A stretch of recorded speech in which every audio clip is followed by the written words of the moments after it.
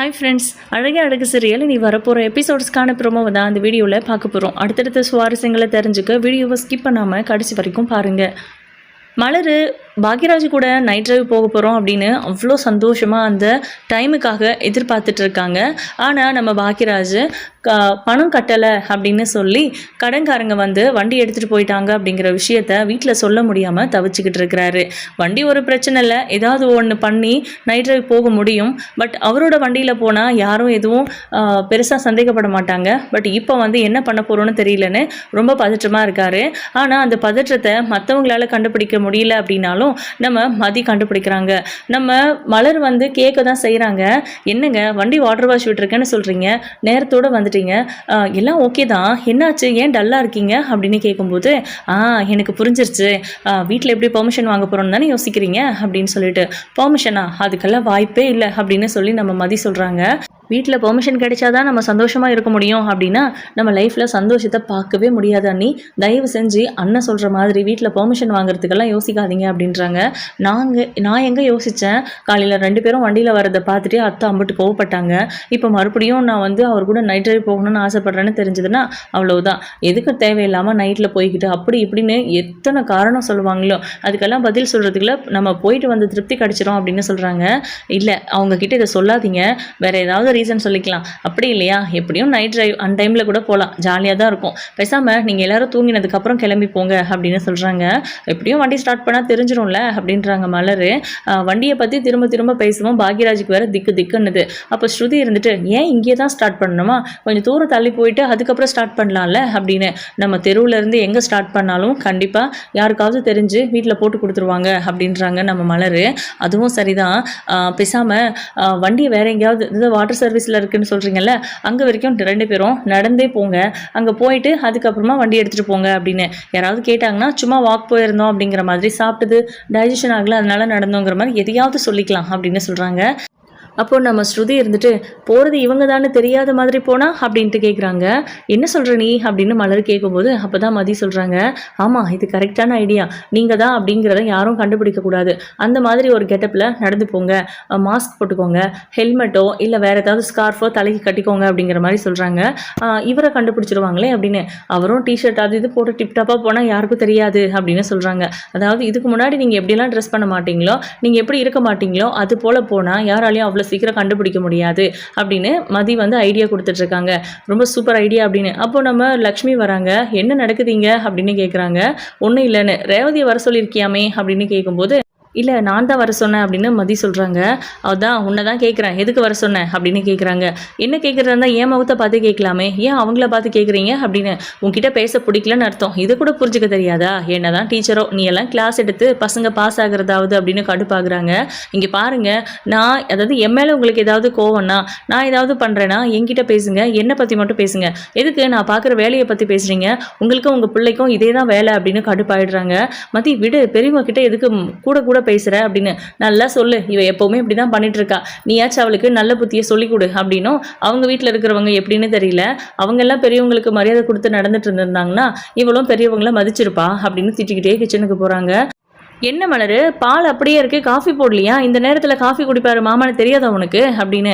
அத்தை இங்கே பேசிகிட்டு இருந்தால் அப்படியே மறந்துட்டு வரேன் அத்தை அப்படின்னு சொல்லி கிச்சனுக்கு ஓடுறாங்க. இவங்க இப்படி ஓடுறதுனால தான் அவங்க நல்ல அடிமை மாதிரி வேலை வாங்குறாங்க அப்படின்னு சொல்லவும், ஆமாம் அப்படின்ட்டு நம்ம ஸ்ருதி சொல்கிறாங்க.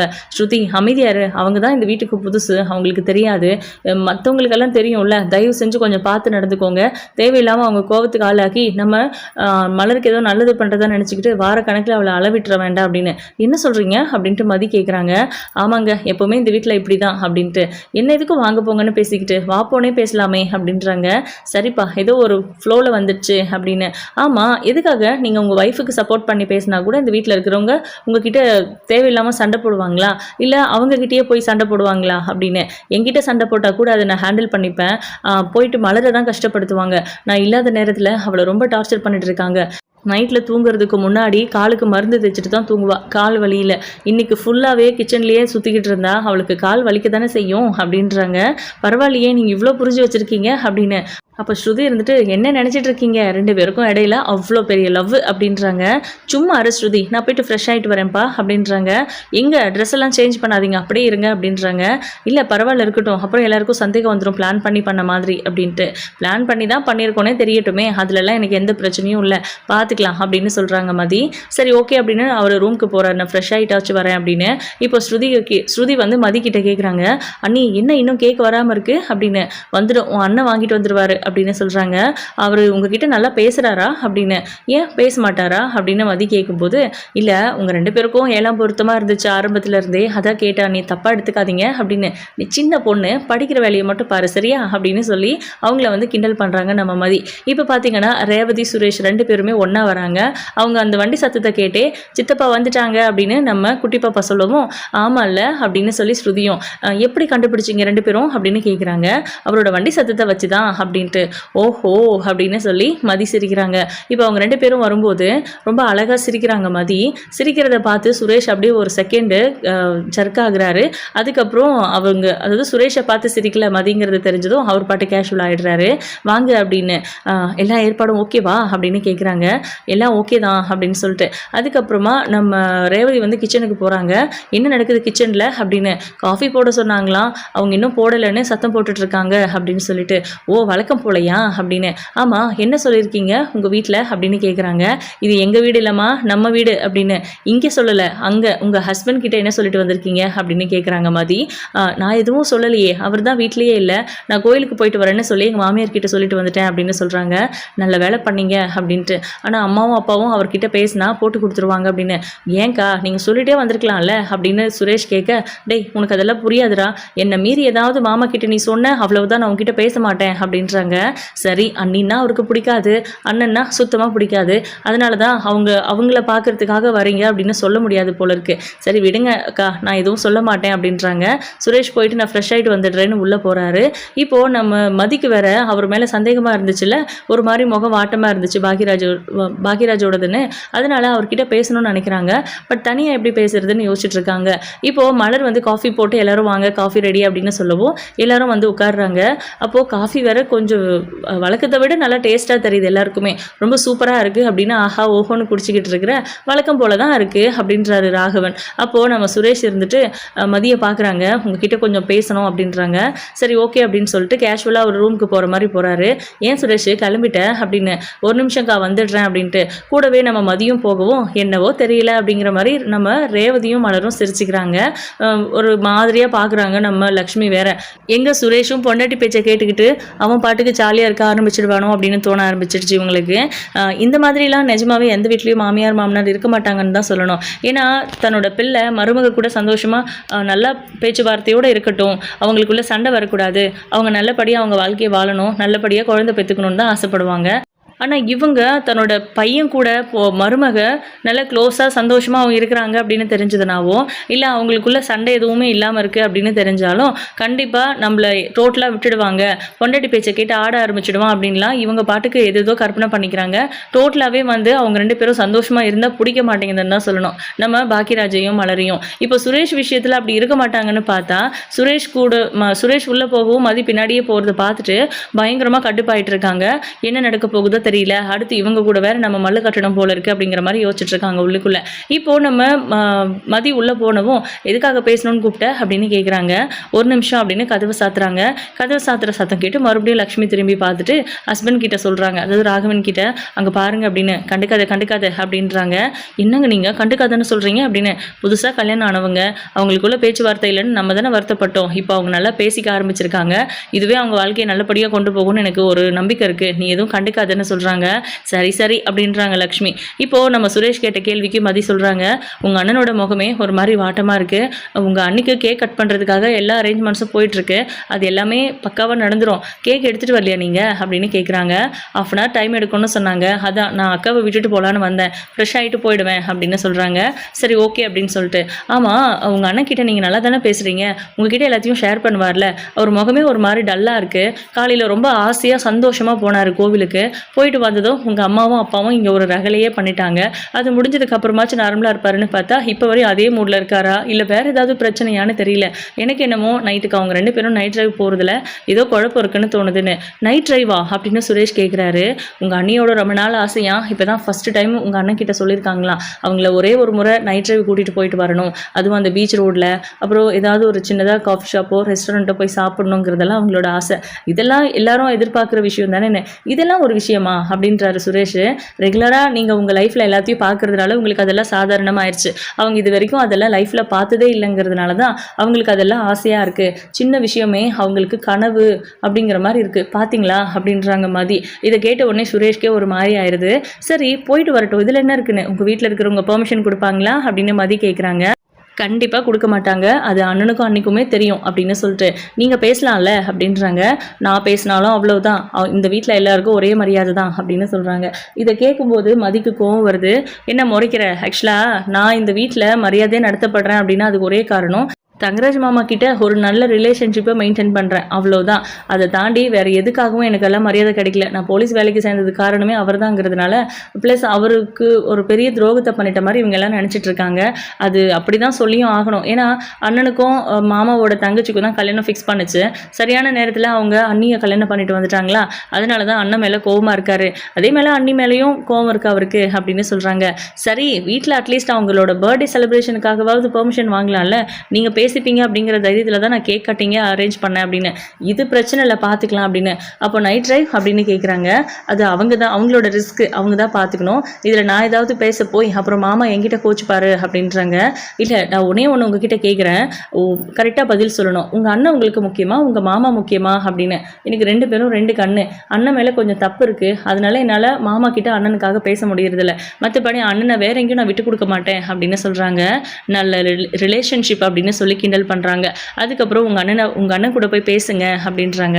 சரி நீயும் வா, நீ தானே, உனக்கு தானே டவுட்டு, என் கூட வா, நீ பேசு அப்படின்னு சொல்கிறாங்க. சரி ஓகே அப்படின்னு சொல்லிட்டு ரூமில் பாக்கியராஜ் உட்காந்துட்டு இருக்காரு. இவங்க 2 பேரும் போகிறாங்க. இதையும் லக்ஷ்மி நோட் பண்ணிட்டு தான் இருக்காங்க. உள்ளே போனதும் சுரேஷ் கதவு அடிக்கிறாரு. என்ன பிளான் பண்ணுறாங்க இவங்க, என்ன கதவு அடிச்சுக்கிட்டு அப்படி என்ன பேசுவாங்க அப்படின்னு லக்ஷ்மி எந்திரிக்க, கண்டுக்காத அப்படின்றாரு ராகவன். இப்போ அவங்க 2 பேரும் பாக்கியராஜ் கிட்ட போய் என்னாச்சு உங்கள் முகம் ஒரு மாதிரி வாட்டமாக இருக்குது அப்படின்னு. அப்போத்துலேருந்து வந்ததுலேருந்து நச்சரிச்சிட்டு இருக்கானே, ஏதோ உங்கள் அண்ணனோட முகம் வாட்டமாக இருக்குது, என்னாச்சுன்னு தெரியலன்னு கேட்டுகிட்டே இருக்கா. என்னாச்சுன்னு அப்படின்னு கேட்குறாங்க. உடனே கட்டி பிடிச்சி அழ ஆரம்பிச்சிடுறாரு. ஐயோ என்னாச்சு உங்களுக்கு அப்படின்றாங்க மதி. அதே மாதிரி சுரேஷும் கேட்குறாரு. வண்டியை கடங்காரன் தூக்கிட்டு போயிட்டான் அப்படின்னு அழுகுறாரு. என்னாச்சுன்னு, ஏன் கடங்காரன் தூக்கி போடுற அளவுக்கு விட்டீங்க, ஏன் வட்டி பணம் கட்டலையா அப்படின்னு. எப்பவுமே டியூ கரெக்டாக கட்டிடுவேன், வட்டி பணத்தையாவது கொடுங்க அப்படின்னு கேட்டாங்க. நம்ம வீட்டில் வேற அடிக்கடி செலவு வந்துட்டே இருந்துச்சா, அதனால என்னால் வட்டி பணமாச்சு கொடுக்க முடியுமான்னு பார்த்தா முடியாமல் ஆயிடுச்சு. வழக்கமாக மாதம் ஒரு அமௌண்ட்டு கொடுத்து கடன் கழிச்சிட்டு வந்தேன். இந்த 2 மாதமாக வட்டி பணமும் கொடுக்கலையா, அதான் அவங்களுக்கு கோவம் வந்துடுச்சு. என்ன பண்ணுறதுன்னு தெரியாமல் அவங்க என் வண்டியை தூக்கிட்டு போயிட்டாங்கடா. இன்றைக்கி உன் அண்ணியோட பிறந்தநாள், அவள் ஆசைப்பட்டது எதையும் என்னால் செய்ய முடியலையேன்னு நினைக்கும் போது ரொம்ப கஷ்டமாக இருக்குது. அவகிட்ட போய் நான் எப்படி சொல்லுவேன், வண்டியை தூக்கிட்டு போயிட்டாங்க, நம்ம இன்றைக்கி நைட் ட்ரைவ்லாம் போக முடியாதுன்னு, எனக்கு அந்த தைரியம் இல்லை அப்படின்னு. இது சாதாரண விஷயம், இதுக்காக வேணா உட்காந்து அழுதுட்டுருக்குற, நீ ஏன்னா இப்படி இருக்க, அண்ணியெல்லாம் புரிஞ்சுப்பாங்க, வான அன்னிக்கிட்ட பேசலாம் அப்படின்றாங்க. இல்லை சுரேஷ், இல்லை என்னால் அதை சொல்லவே முடியாது, நான் ஏதாவது பண்ண முடியுமான்னு பார்க்குறேன் அப்படின்றாங்க. அப்போ நம்ம மதி இருந்துட்டு, உங்கள் சாவியை கொடுங்க அப்படின்னு கேட்குறாங்க. புரியல அப்படின்னு. உங்கள் வண்டி சாவியை கொடுங்க அப்படின்னு கேட்குறாங்க. ரூமில் இருக்கோம் அப்படின்ட்டு. ஒரு நிமிஷம் வரேன் அப்படின்னு மதி போயிட்டு சுரேஷோட வண்டி சாவியை எடுத்துகிட்டு மறுபடியும் உள்ளே வராங்க. எல்லாத்தையும் நோட் பண்ணிட்டு இருக்காங்க. என்ன நடக்குதுன்னு மட்டும்தான் கெஸ் பண்ண முடியல லக்ஷ்மியால். இப்போ அந்த சாவியை நம்ம சுரேஷ் கிட்ட கொடுத்து உங்கள் அண்ணன் கிட்ட கொடுங்க அப்படின்றாங்க. அவரும் எடுத்து கொடுத்து இந்த வண்டியில நீங்க போயிட்டு வாங்க, வண்டி தானே பிரச்சனை, இந்த வண்டியில போங்க, எந்த பிரச்சனையும் இல்லை அப்படின்னு சொல்றாங்க. இல்ல நான் மலர்கிட்ட என்ன சொல்வேன் அப்படின்னு ஒரு மாதிரி தயங்குறாரு. வண்டி இன்னும் வாட்டர் சர்வீஸ் ஆகி வரலன்னு சொல்லுங்க, இல்ல வேற ஏதாவது ரீசன் சொல்லுங்க, வேற ஏதாவது பிரச்சனைன்னு கூட சொல்லிடுங்க வண்டியில அப்படின்னு. அதையே அவ ஒரு மாதிரி நெகட்டிவா எடுத்துப்பா அப்படின்றாங்க. உங்களுக்கு டிரைவ் போகணுமா இல்ல அவங்க நெகட்டிவா எடுத்துக்கிறத பத்தி யோசிச்சுட்டு உட்காந்துட்டு இருக்க போறீங்களா அப்படின்றாங்க மதி. இல்ல நான் போயிட்டு வரேன் அப்படின்னு பயங்கர சந்தோஷமா சொல்றாரு பாக்கியராஜ். அதுக்கப்புறம் சுரேஷ் கிட்ட கேட்குறாங்க, உங்க அண்ணன் தானே, உங்க அண்ணன்னா உங்களுக்கு பிடிக்கும்ல, பேசாம பேசாமல் நீங்கள் அந்த 2 மாதம் வட்டியை கொடுத்து அந்த வண்டியை மீட்டு கொடுத்துருங்க, அவர் பொறுமையாக உங்களுக்கு அந்த பணத்தை கொடுப்பாரு அப்படின்னு சொல்கிறாங்க. இல்லைப்பா வேண்டாம், நான் பார்த்துக்கிறேன் அப்படின்றாங்க. இல்லை பரவாயில்ல, அவர் உங்களுக்கு செய்வார் அப்படின்னு சொல்லிட்டு, கண்டிப்பாண்ணே நான் கொடுக்குறேன் அப்படின்னும், சீக்கிரமாக வண்டியை மீட்டுடலாம், அன்றைக்கி தெரியாமல் வண்டியை மீட்டுடலாம் அப்படின்ற மாதிரி சொல்கிறாங்க. தேங்க்ஸ் சுரேஷ் அப்படின்னு சுரேஷ் ஹக் பண்ணி மறுபடியும் பாக்கியராஜ் அழவும் மதி வந்து சிரிக்கிறாங்க. என்னாச்சுப்பா, ஏன் சிரிக்கிற அப்படின்னு கேட்கும்போது, உங்களை பார்த்தா குழந்தைய பார்த்த மாதிரி இருக்குது, ஏன் நீங்கள் எப்படி இருக்கீங்க அப்படின்னு. அண்ணி மேலே அவ்வளோ லவ், அண்ணி மேலே இருக்கிற லவ்வில் அவர் என்ன பண்ணுறோன்னு தெரியாமல் புலம்பிக்கிட்டு இருந்துறாள்ல, இப்போ இந்த பிரச்சனையே சால்வ் ஆகிடுச்சுங்கிறது அவருக்கு அவ்வளோ ஹாப்பியாக இருக்கும் அப்படின்னு சொல்கிறாங்க. அவ்வளோதான், பிரச்சனை சால்வ் ஆகிடுச்சு, இப்போ கேக் கட்டிங் பண்ணலாமா அப்படின்ட்டு, நான் போய் கேக் வாங்கிட்டு வந்துடுறேன், சாவி கொடுனே, நான் கேக் வாங்கிட்டு வந்துட்டு அப்புறமா சாவி கொடுத்துட்றேன் அப்படின்றாரு. சரி ஓகேடா அப்படின்னு சிரிச்சுக்கிட்டே பயங்கர சந்தோஷமாக நம்ம பாக்கியராஜ் சாவியை கொடுத்து அனுப்புகிறாரு. இப்போ சுரேஷ் கேக் வாங்கிட்டு வர்றாரு. போயிட்டு போகும்போதே எங்கே போகிறேன்னு கேட்டாங்க, வந்து சொல்கிறேன்ட்டு போயிட்டாரு. இங்கே மதி பார்த்தீங்கன்னா மலருக்கே தெரியாமல் ஏதோ ஸ்வீட் செஞ்சு வச்சுருக்காங்க, அதுவும் ரொம்ப ஹெல்தி ஸ்வீட் அப்படின்ற மாதிரி சொல்கிறாங்க. எல்லாருக்கும் ஒரு பவுலில் போட்டு வச்சுருக்காங்க.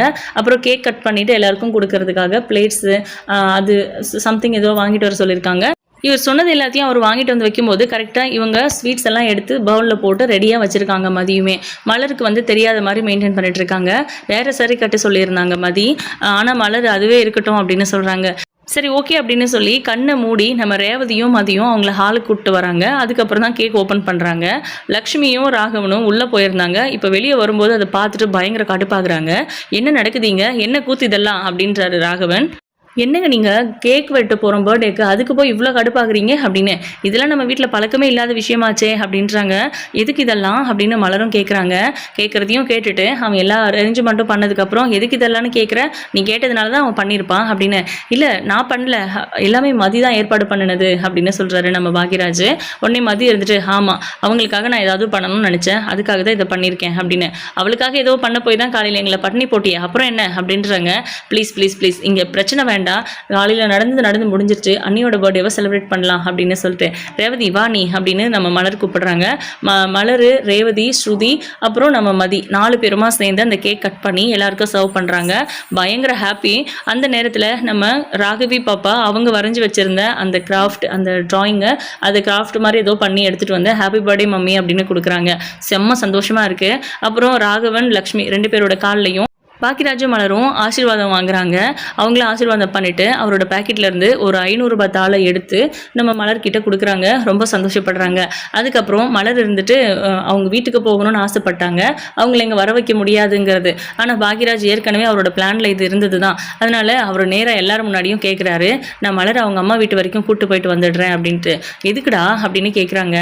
என்னப்பா, அவங்க பிறந்தநாள், அவங்க அம்மாவை பார்க்கணுன்னு அவங்களுக்கு ஆசை இருக்காதா, அவங்களோட பிறந்தநாள், அவங்கள பெற்றவங்களே அவங்க அம்மா தானே அப்படிங்கிற மாதிரி எமோஷ்னலாக பேசி அதை கனெக்ட் பண்ணி விடுறாரு. அவரும் சரி சரி போயிட்டு கொஞ்சம் சீக்கிரமாக வாங்க, நைட் சாப்பாடு சமைக்கணும்ல அப்படின்னு.